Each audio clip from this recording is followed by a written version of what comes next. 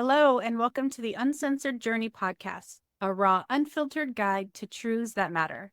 We are diving deep, getting real about what it takes to truly transform inside and out. Ready for truth? Ready for transformation? You're in the right spot. I'm Cyndee, and with me, as always, is Gabriela. Now, let's get uncensored. Hi, Gabriela. Hi, Cyndee.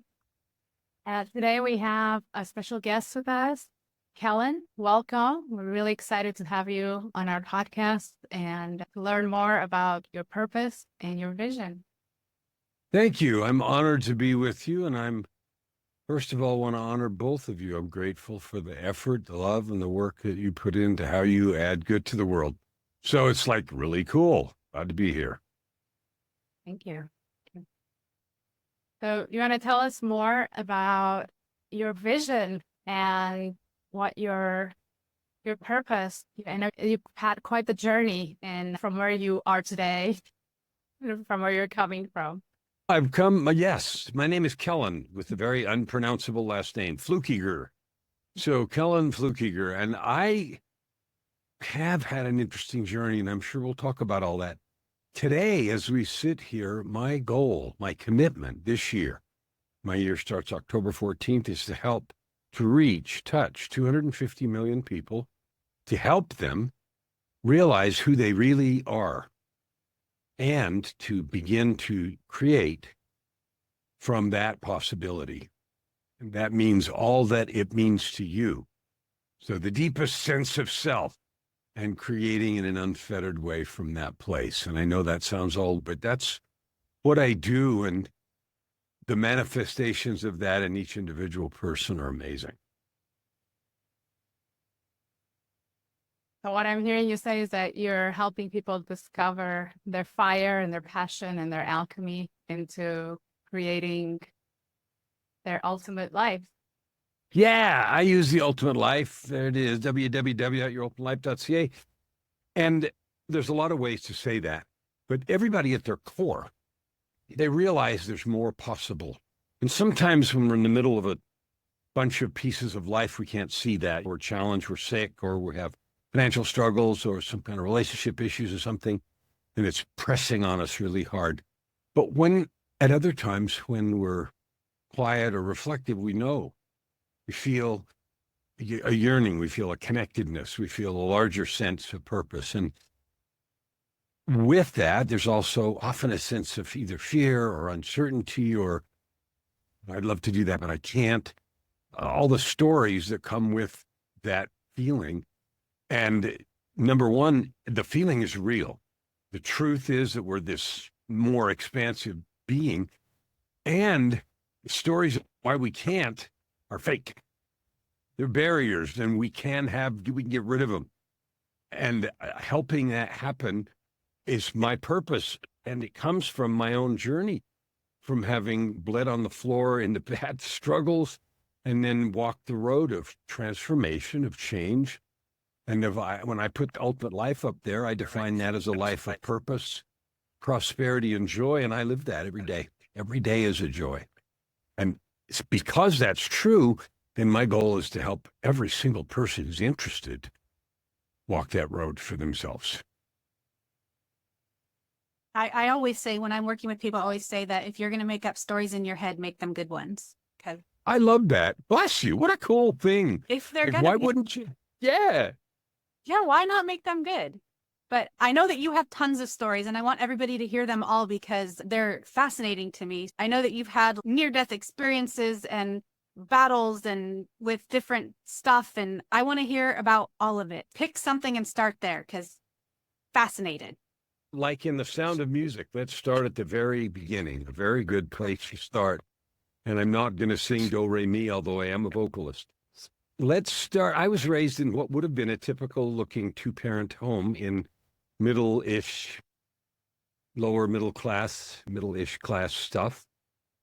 And my mother was pretty young when she got married, and she had a pretty strict idea of what raising kids ought to look like. And the discipline applied to achieve that today would be felony child abuse. So I got the crap beat out of me a lot as a kid. And there was emotional, physical, and some sexual abuse. but mostly physical stuff. And how that left me when I left home finally at 17 was with a terrifying certainty that I just wasn't good enough. Like I somehow was not okay.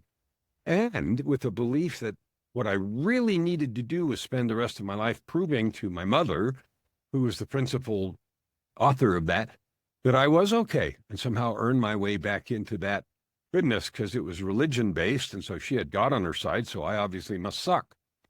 And I that's how I lived, and trying to prove that. And I was blessed with some good brains, so I was able to create career success and create money, but that was never enough, and it was never right.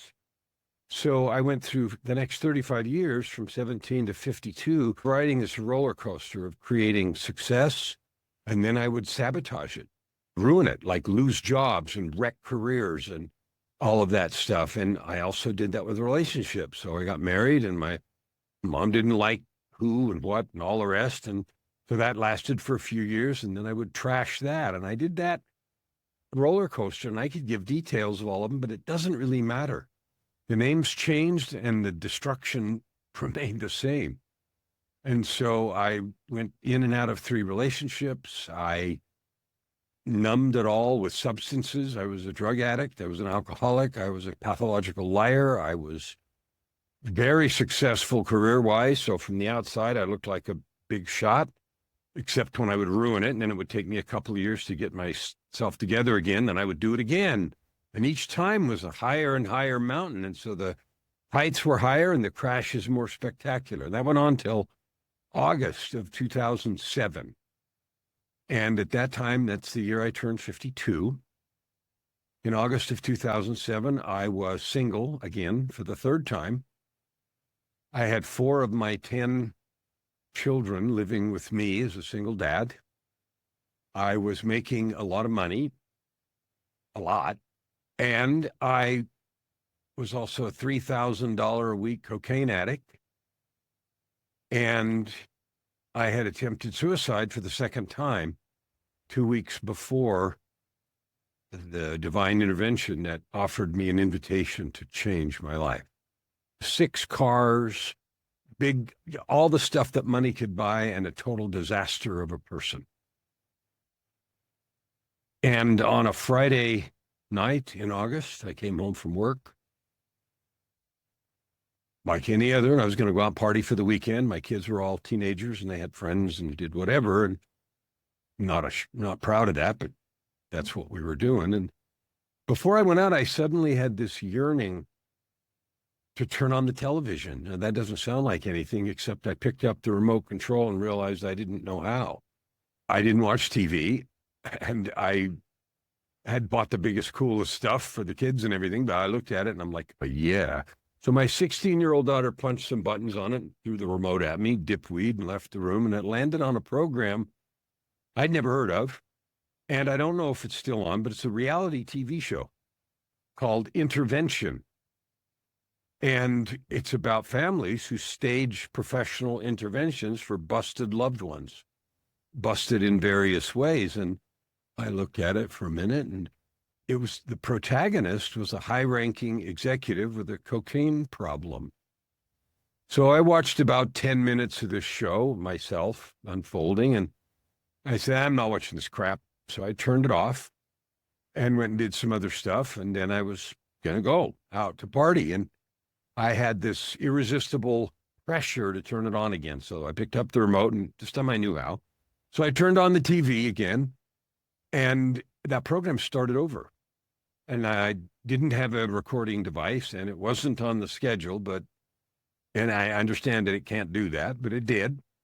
And so it freaked me out. I'm like, okay. So I sit down and I watched this program, and it was 30 minutes, and it went really poorly. The guy yelled at his family and stomped out of the intervention and swore he didn't have a problem and all that kind of stuff. And it freaked me out. So instead of going out to party, I went to bed. And when I went to bed, I went to hell. And what I mean by that is I went somewhere.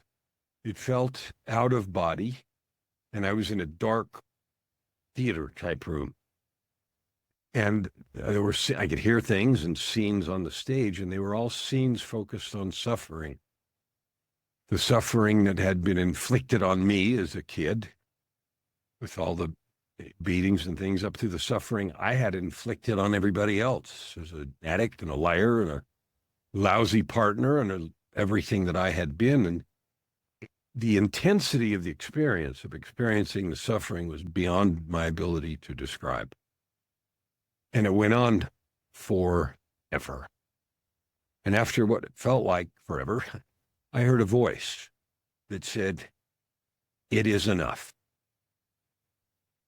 I woke up and I was all twisted around backwards and upside down in bed. And what I noticed most of all was that the sheets and bedclothes were completely soaked, like wring out soaked. And I couldn't fathom, even to today, what in the world could have caused that much liquid. But that wasn't the most startling thing. The most startling thing was the sun was shining in the windows, and the windows faced west.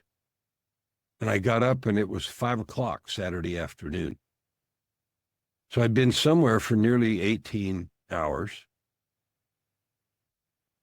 And I realized as I stood there that I had been invited to change. I'd never really gotten any help. I'd never really taken any serious work to, everything was isolated. It was all my fault, and typical with sort of depression thing. I'm at the center of all the rottenness and it's all my fault. So I'd never gotten really any help or done anything. So I had no idea what to do, no idea where to start or anything else, but I knew one thing. I'm done. I don't know where we go from here, but I'm done. So I threw away $1,000 worth of substances I had laying around, and I quit cold turkey that day. And that was the first piece of two things. So Monday I went back to work, and I also knew I had to get away from everything and start over, but I didn't really know how or what. And in the position that I held, I was a consultant. I used to get free stuff because I made decisions that affected other companies, sometimes to the tune of billions of dollars. And so I got lots of gifts, not bribes, be nice to Kellan stuff, tickets to this and expensive bottles of booze, like I needed that. And so one of the things I got was a pair of tickets to see a Yo Ma concert. If classical music, you know who that is, and if you don't, but in classical music, that's, oh. So I'm like, okay, and they were like $1,000 tickets. I'm like, oh, yeah, I'm going. And then I thought I'd be ashamed to waste this other ticket. And I don't have anybody to take. No, not on your life. And I thought, I don't want to waste it. So I asked in the groups that I managed, they said, who likes classical music? And a woman in one of the groups said, I do. And I looked at her and I said, have I ever given you anything before? Because I gave away stuff all the time. And she said, no. I said, okay, fine. See you there. So I gave her the ticket. We met at the venue. And that now, the date of the concert's about 2.5 weeks later. So I'm now 2.5 weeks stone cold sober. And the concert was amazing. And halfway through, I had this feeling come over me that I recognized from 2.5 weeks before. And the voice said to me, you need to marry this woman. Now, the seats were together, of course. And I freaked out and I said, you're crazy. No, that's insane. You're insane. And later that night, we were backstage because the reason they were $1,000 tickets is backstage passes and tickets to the reception and the whole thing. And the voice came back and said, comma, and you need to tell her tonight. I just went nuts. I said, yeah, no, I can't. No, this is nuts. I said, first of all, I don't know her well enough to know. I don't even know if she has a relationship. No. And the other thing is she could have me arrested or something for harassment or whatever. I said, no, we can't do this. No. But you don't win those arguments. So I did. And the good news is she didn't have a relationship, which I didn't know. But it went about like you would have thought. She said, are you insane? Left. And the other piece of good news is she didn't call the police or HR or whatever.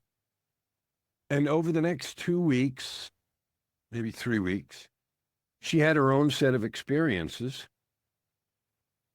And about 3 weeks after that concert, I resigned, walked away from millions of dollars of contracts.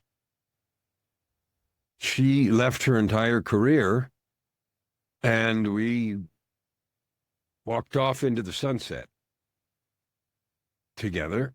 And last December, almost 17 years, 16 and a half years now, we celebrated our 16th wedding anniversary. And the reason, and as interesting as that story is, she was literally the angel that was sent to help me learn how to be a person, learn how to tell the truth, which I'd never done, learn how to have a friend, how to be a friend, and was like everybody in the office knew. They didn't know, but they knew. You can't hide that kind of stuff completely. And she saw it different. She just said, I knew that there was something else. And so she helped me find shrinks and counselors and just to get this going. And as crazy as that was, our deal was this. I said to her, look, this is nuts. You know it's nuts, and I know it's nuts. We barely know each other, except works and not really at all. And so if we're going to do this, then this is ride or die. I said, this is ride or die, baby, because I'm not doing this again. That's what I said. And I said it that way because I know that's motorcycle stuff, but I had a Harley and all the rest. And she said, I'm in. And I don't even know all the things that happened to her in the 2 intervening weeks. But that was the beginning of a change. I literally walked away, and so did she, from everything we'd been doing. I left the industry.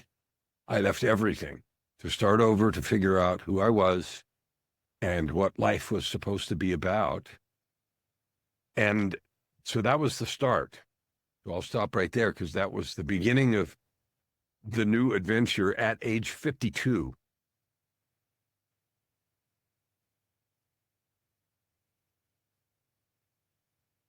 Talk about your higher power working in your life, right? Everybody feels this, people. You know that. Everybody feels these yearnings and these nudges and pushes. And I figure the only reason mine were a couple of 2x4s that loud is because I wasn't paying attention. Yeah, there's 674 opportunities before that. And so it got louder and louder until it was like, this is your chance. Wake up here now. Like, this is time. It is enough. So that was it. I hear about, remember those thunder sticks at the sporting events? They were like, yeah. I always say that I need my higher power has to use those things to get my attention because I never listen until it's too late. So I get it. But sometimes we need that. This is like a really good evidence of your higher power working in your life. But I know that continuing on in the story, I think Gabriela has a question, but there's all these other instances about like how your higher power has been working. So I was curious to hear the rest of those. And then I think Gabriela has a question too. We'll go ahead with the question because the story goes on for 16 more years. So I did the first 52 really short, but the last 16 are a little longer. So go ahead, Gabriela. Oh, no question. I don't have a question, more of a comment. I've had some of my own addictions, not necessarily substance, but I've done that with tobacco. I was a smoker for 20 plus years, and then I just decided one day to stop. And so it's not the same, but also incredible what we are capable of doing once we make our mind, once we decide to take control and to take power of our life. Tobacco's not trivial because when I was one of the things I did was go to a residential rehab for a month. And during that residential rehab, they didn't even try to get the people that were there to quit smoking. This was about worse stuff. And so tobacco is not a trivial thing by any stretch. So I totally agree with you, and I get it. So anyway, the next piece was to say is, even though the intervention was a thunderstick, a pair of them, and involved somebody else too, in terms of her making that literally life and death commitment to walk off into the sunset with somebody like that, it didn't do any of the work. Like, I had to go let down all the things. I went through shrink. First 3 or 4 counselors I saw, probably thought I was nuts.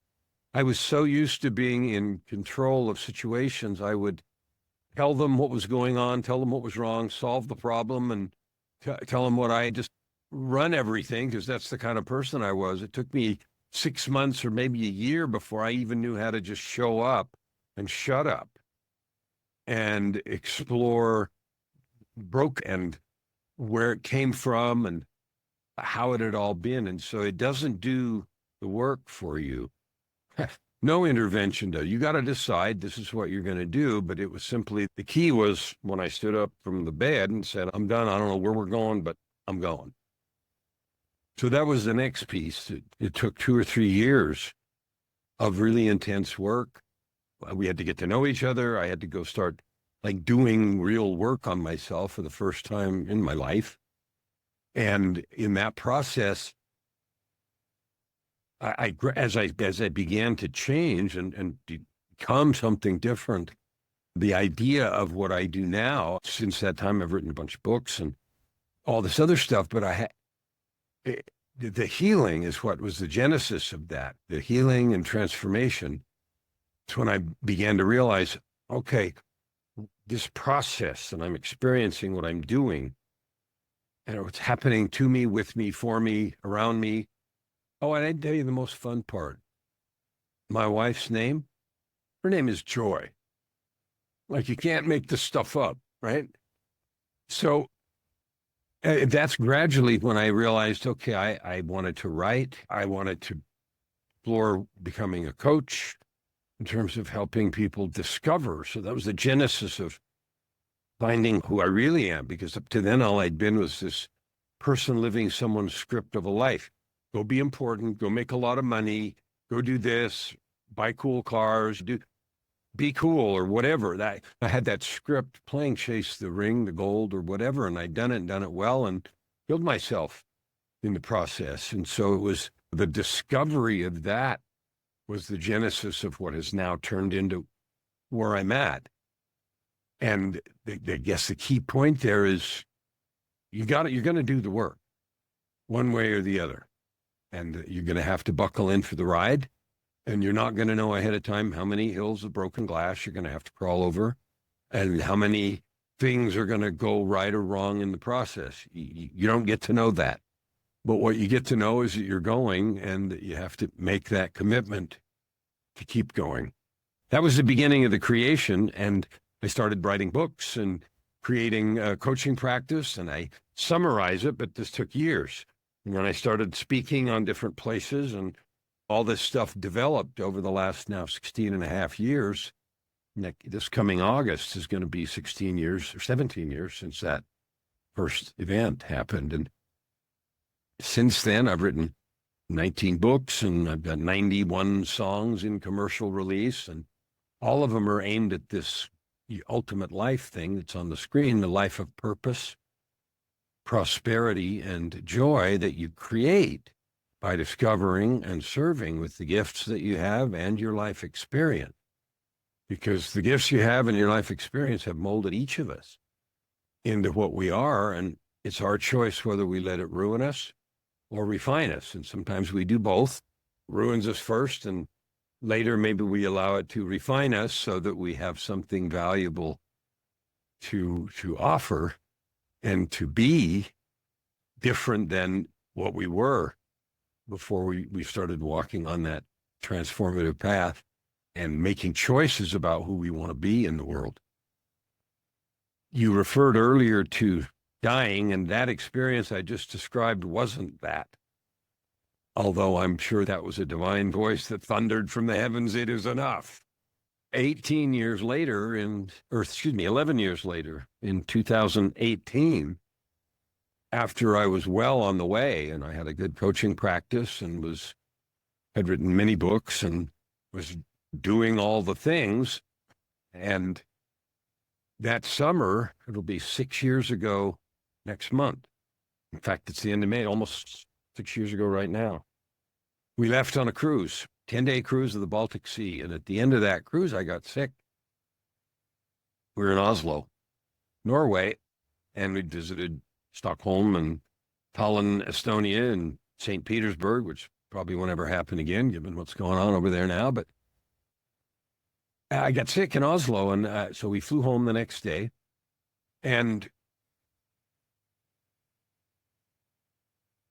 I just kept getting sicker that week. Day one was in Oslo, day two was Amsterdam. And then we got home, and I didn't go see a doctor. And I kept thinking, this is going to be okay, some bad flu or whatever. It got worse and worse. And Friday of that week, which was day 5, and then the days will matter later in the story. But day 5, I finally decided I better go to the doctor. It's getting better.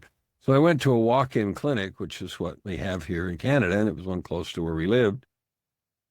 And they had a sign in the clinic that says, if you have a bad cough or anything, please let the nurse know immediately. And this was just before COVID. This was in 2018. So I did. And so I told Joy to go in, tell the nurse, I have a cough. What do you want me to do? And the nurse came out and took one look at me, and she said, you can't come in here.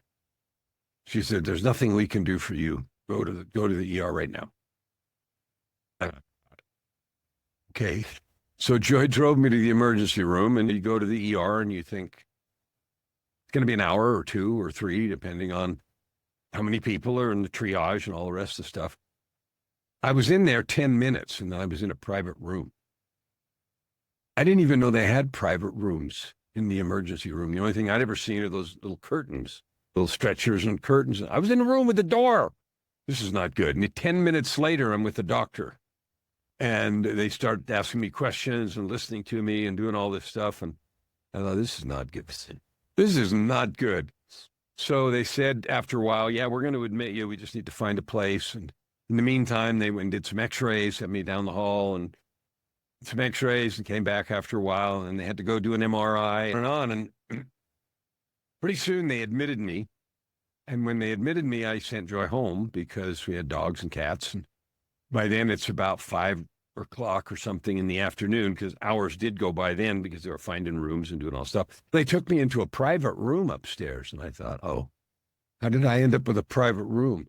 The doctor came in later and said, yeah, at a minimum, you have unbelievable pneumonia in both lungs, but there's something else going on, and we don't know what it is yet.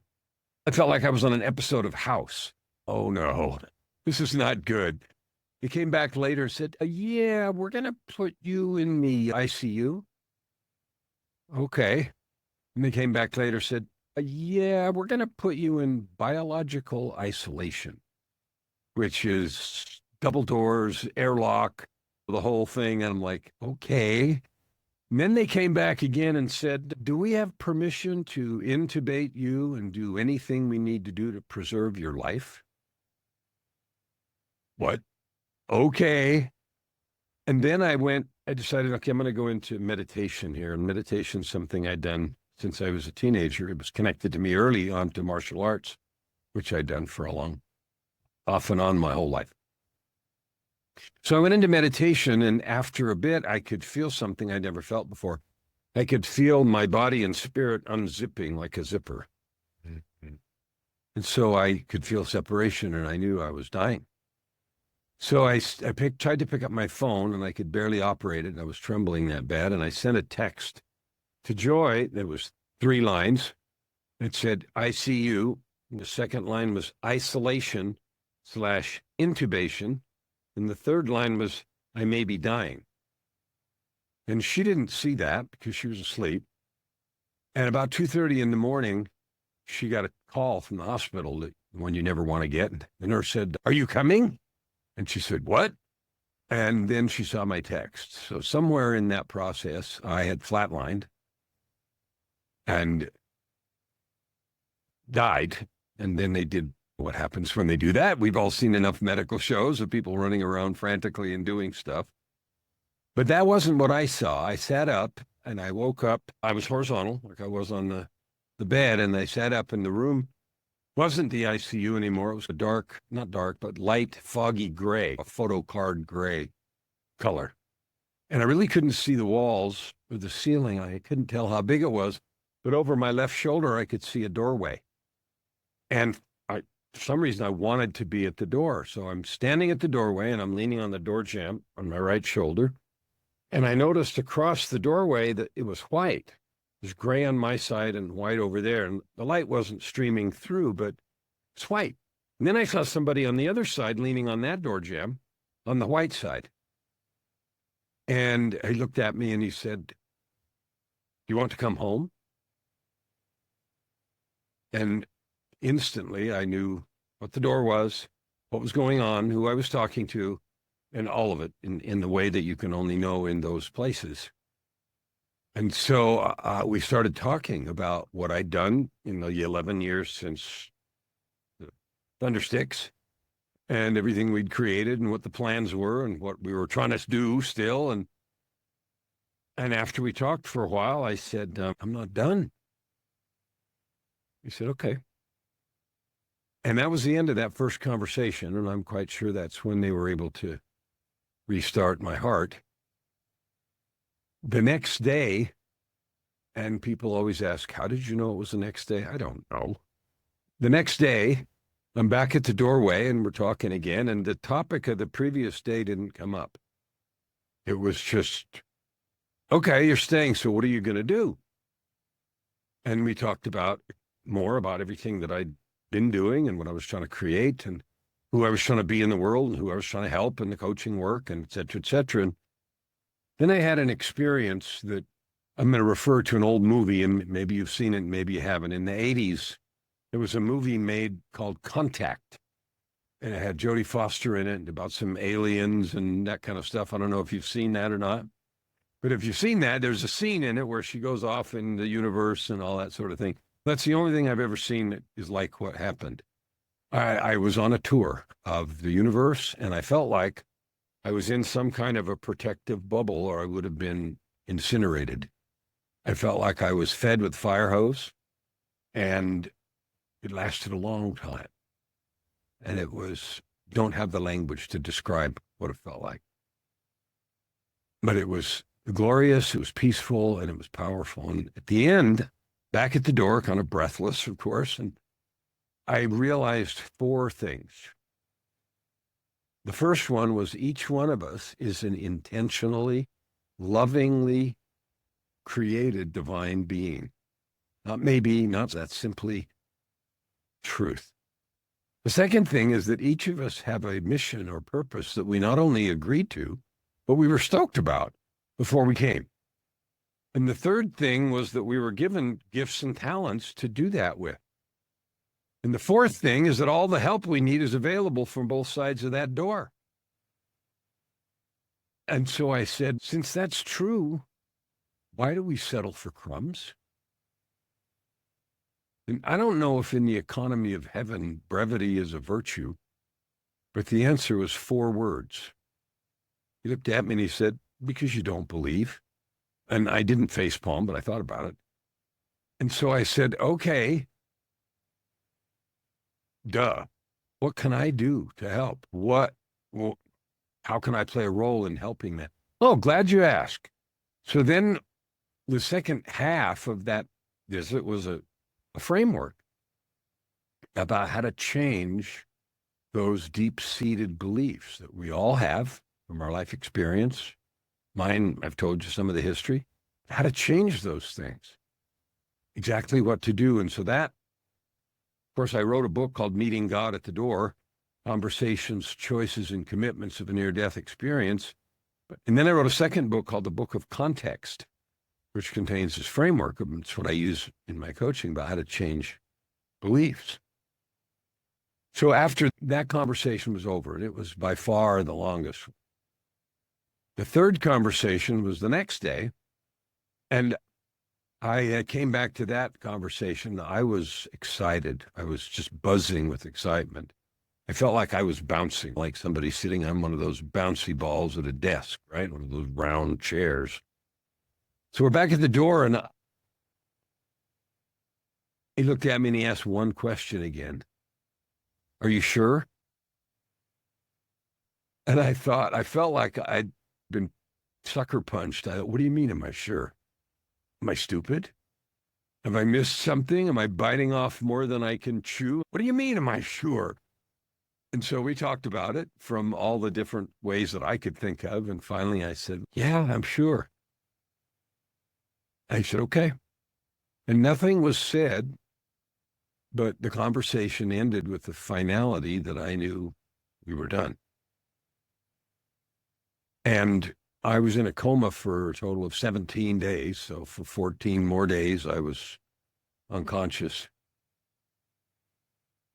And when I came out of the coma, after 17 days, I'd lost 35 pounds. I couldn't walk. The disease had completely ravaged my lungs. And what I had was a necrotizing MRSA in both lungs and in my bloodstream. And the head of the infectious disease unit at the University Hospital told me that the 10-day kill rate of what I had was 100%. And it was fatal. And it's funny because I told this story to lots of different people, and I told a nurse one day, she was talking about it. She said, what did you have? I said, necrotizing MRSA, and she gasped. She said, you're dead. And I said, yeah, I know. And it just completely trashed my lungs. So when I left the hospital, I asked them, will I ever get my lungs back? And the answer was, yeah, 2 years to never. And so that was that. And I literally couldn't walk. I had to learn to walk all over again and everything else. So that was the story of dying. And there's lots more to tell, but I'll stop now for a minute to see where we are. So I got out of the hospital in July of 2018, looking like, I've got pictures of that, and I look like someone just out of a concentration camp. I was smiling, but I was, pretty rough looking. Thank you for sharing that. That's a crazy story. I don't wish that upon anybody. I lost my dad to lung problems, so I started tearing up a little bit listening to your story. Sorry about that. But I also, I always say that you've validated a lot of things for how I live my life. I always like to say that nothing happens to me, everything happens for me, and all the things in your story that happened that were bad or good, like all happened for you to get to a point in your life where now you get to help all these people, and you're reaching all these people to help make their lives better. And that's just really amazing. But I live my life by 3 things. Like all my life boils down to 3 things: choices, changing perspective, and also faith in a higher power. And so, but without my faith in a higher power, I can't make the good choices, and I can't change my perspective. So everything rolls up into that one umbrella, like whatever the higher power looks like for you, just something greater than yourself. And that's what happened. That's why I'm able to think about things for happening to me, even the bad things, as nothing that extreme has happened to me, but bad things have happened in my life. And at the time it seemed like a tragedy. My life, I was going to die, right? Being dramatic. But looking back, thank God those things happened to me or for me, because it got me to a place where I am, and it got me to meet the right people, and it put me in positions where I needed to be so that I can live the life that I was meant to live. And it's so powerful to hear your story and to just validate for me, like I'm not off on the wrong path of my thinking. And there's so many people out there that need to hear your story. So I will share it as much as I can myself. Oh, wonderful. So then I was in the middle of a 3-session mastermind when that happened. And it was 3 days events that happened 2-3 months apart. And I'd gone to the first one in April, and I missed the one in June because I was dying. And then, and the third one was in October. And by October, I could walk well enough to go. And I had written right away the books in September. I'd spent most of August trying to figure out how to walk and move around again. But in September, I'd written the 2 books about it. And in October, I got a chance to go back to the mastermind, and everybody in it had been following me. They knew what was going on. And so I got a chance to speak, which was completely unprecedented at that place. The guy ran it. And So I got like a whole hour and a half to tell the story and to talk to people there about it. And it was extraordinary. But here's the thing. I love what you said. I wouldn't trade it for anything. People ask often when they hear about the disaster of my life, the first part, what would you go back and change? Or any of these things. I wouldn't change anything. I view that experience as physically demanding or terrifying as it was, as a blessing. It was the cherry on the cake. I've been working on stuff for 11 years and it was validating, but here's the interesting thing, and this is going to even sound more incredible. I wasn't done. So that's October. I went to 3 different places to speak. I did a 3-week speaking tour. I went to 3 different places to speak and talk about what had happened. And then in December, on this morning of December 5th, I woke up paralyzed from the waist down. I got out of bed and fell on my face on the floor, right? And I never had anything like that, and I could not figure out what was going on. I tried to get up on my hands and knees, and I fell on my face because nothing was working. And my first thought was, just like, what? Okay, what's going on? So I crawled.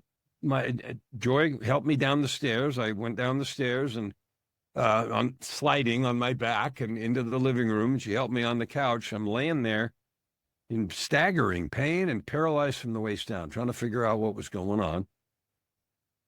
She called 911, of course, and the paramedics came, and I'd never ridden to the hospital in the back of an ambulance before, and so they asked me a bunch of questions, and I told them the best that I could, and so they, okay, and they put me on a stretcher, and I'm in the back of an ambulance, and I'm thinking, I just got out of the hospital in July, been through what I described, and I thought, what else? And then this stuff that you're talking about took over, and I just said, you know what? I refuse. What is the gift here? I'm going to ask that. What is the gift right here, right now? And suddenly, I'm alone in the back of the ambulance. I'm in staggering pain, and then I had this sort of, I'll call it a vision, because that's what it felt like.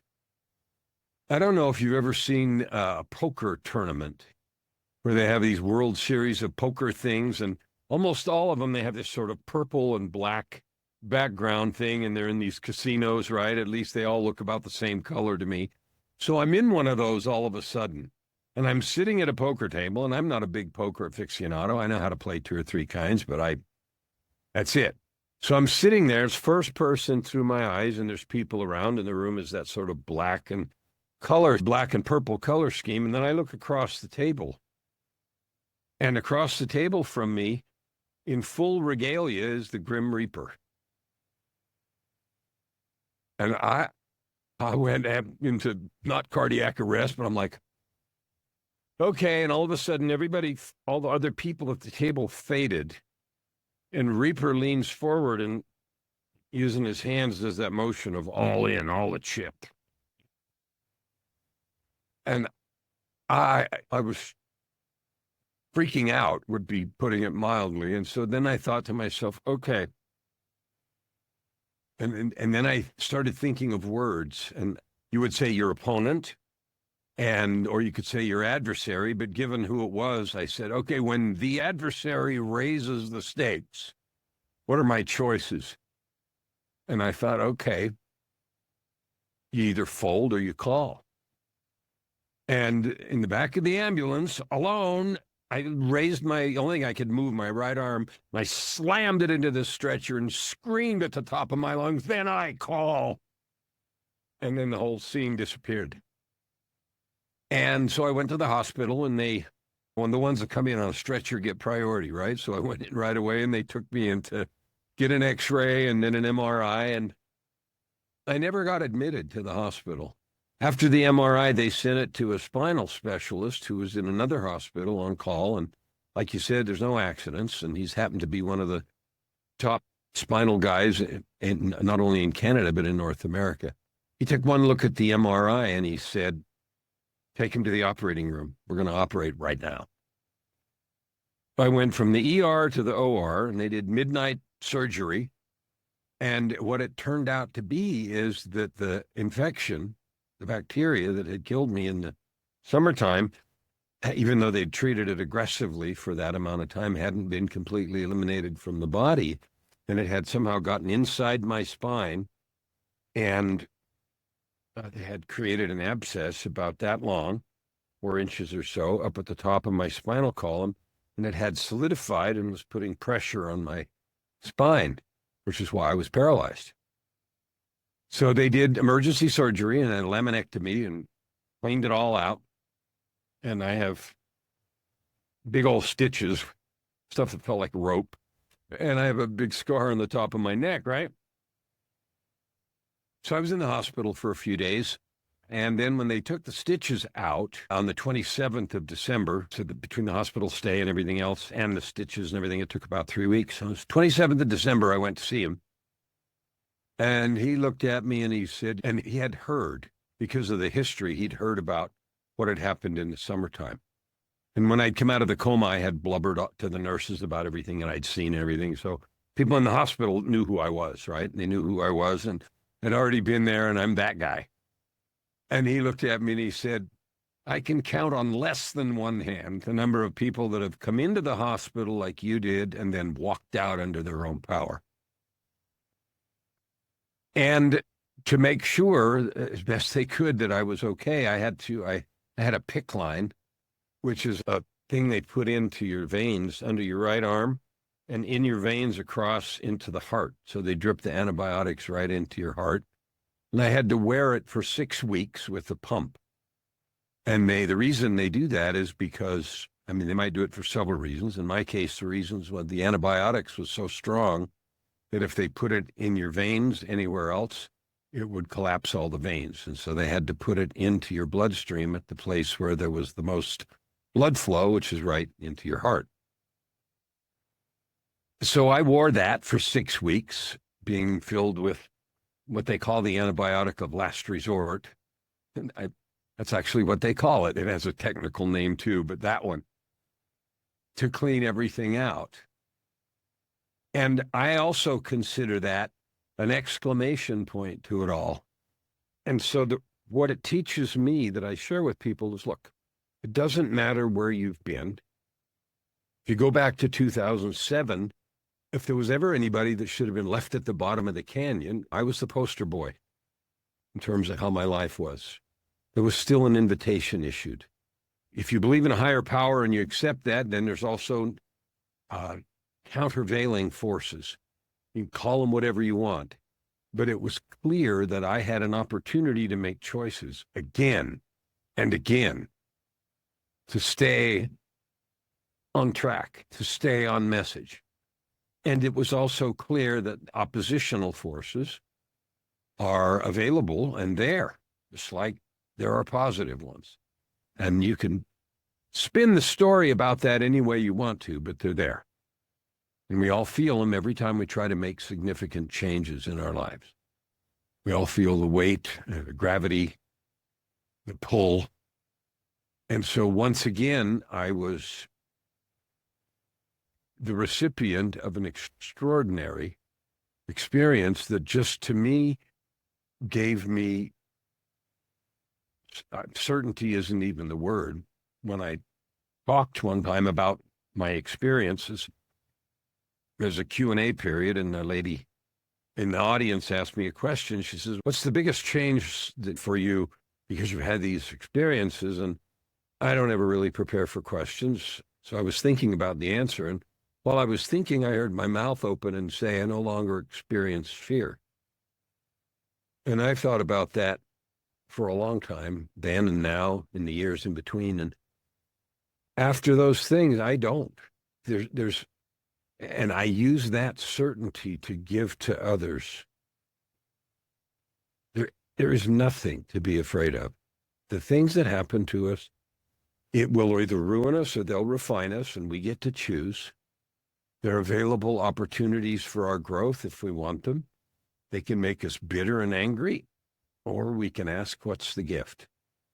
I have learned the hard way through multiple experiences over all the broken glass you want to crawl, that there is purpose and meaning to your life. Each one of you listening today, you matter. You matter more than you can possibly know. And you have a choice every day about how you're going to show up and who you're going to be and how you're going to energetically, physically, emotionally, spiritually influence those around you. You get to pick.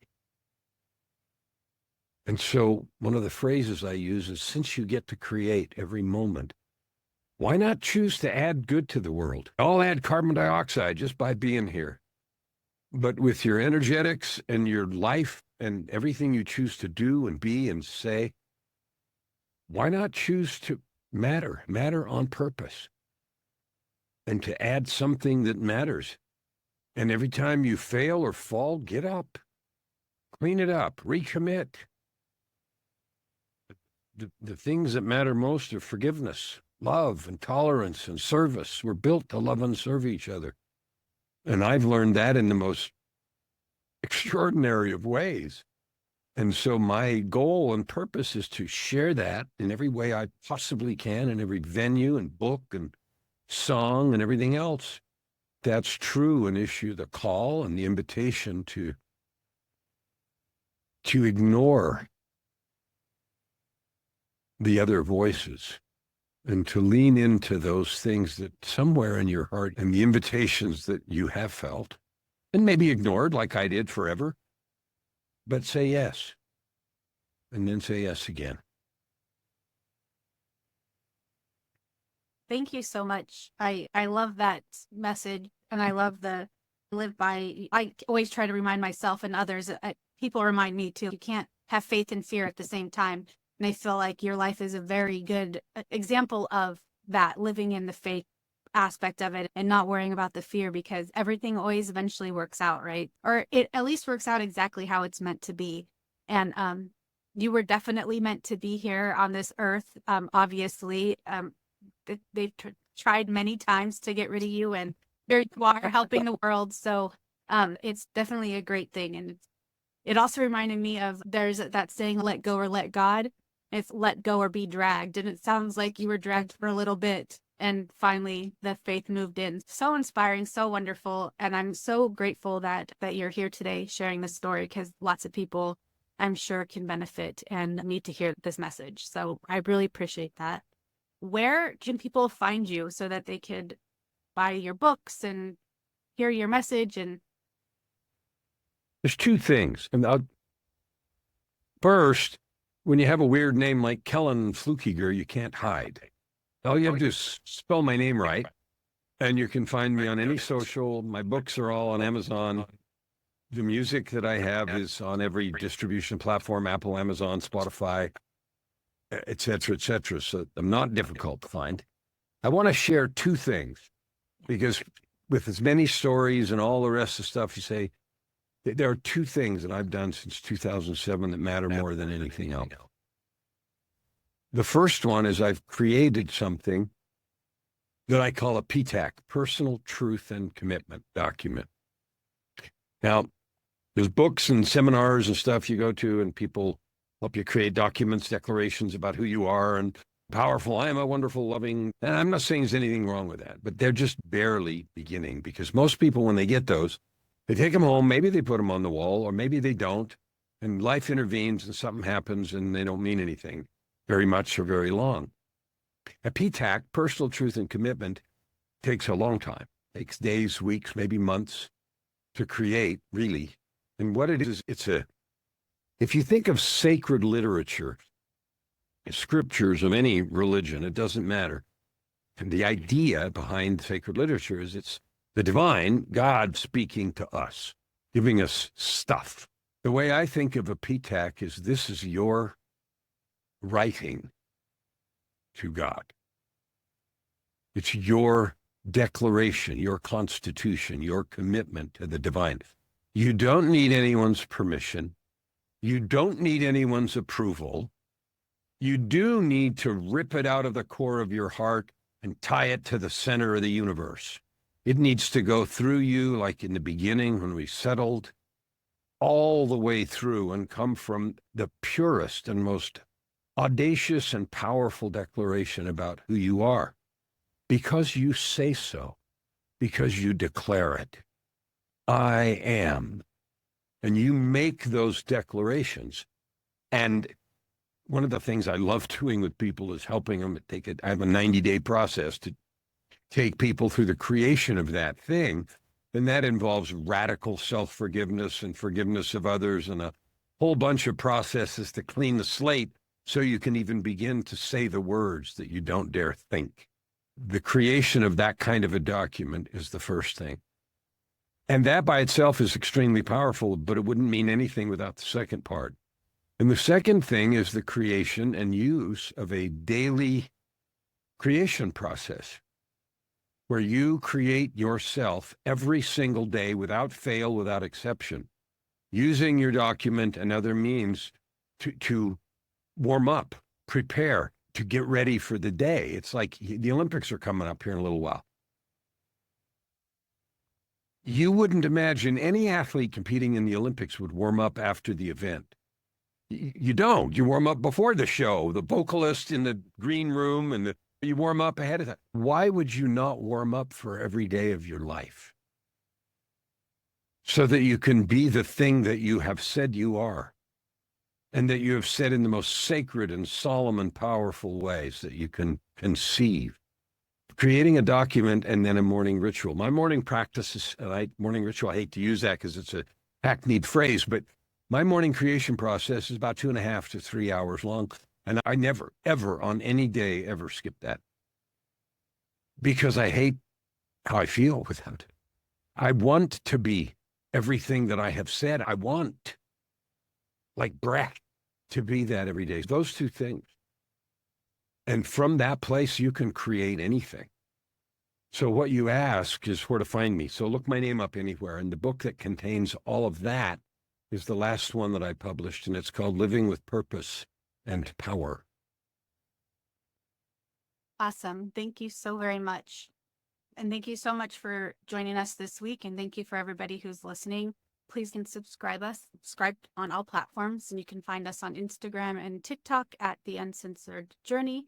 You can find me at The Worth Warrior, and you can find Gabriela at phoenixmedicine.me for links to all the social media platforms. It should be down below. And until next week, have a great week. Bye.